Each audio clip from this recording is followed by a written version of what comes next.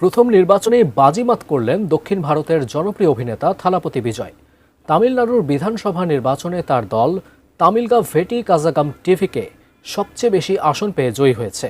রাজনীতিতে তার উত্থান যেন এক সিনেমার চিত্রনাট্য। আরও জানাচ্ছেন রায়হান মুন্সি। তামিলনাড়ুর রাজনীতি মানেই একসময় ছিল ডিএমকে আর এআইএডিএমকের মধ্যে লড়াই।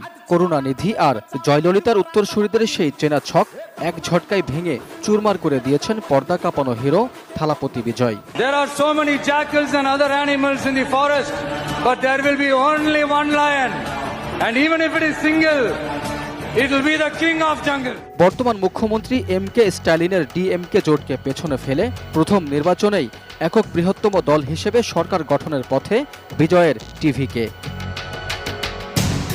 2024 সালের ফেব্রুয়ারিতে আনুষ্ঠানিকভাবে রাজনীতিতে যোগ দিয়ে তামিলাগা ভেট্টি কাজম টিভিকে দল গঠন করেন বিজয়। কোয়ালিটি সম্পন্ন আন্তর্জাতিক মানের still bar CSRM committed for better still.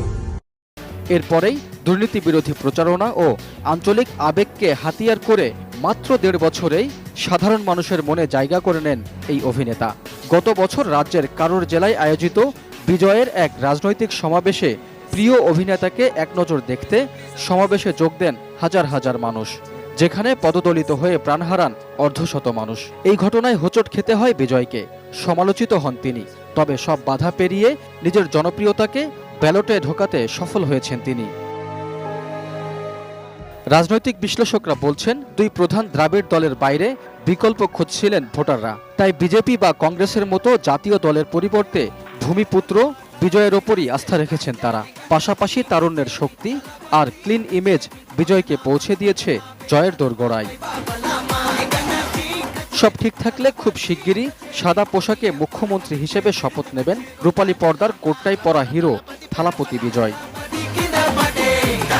Raihan Munshi, desk report, ATN news.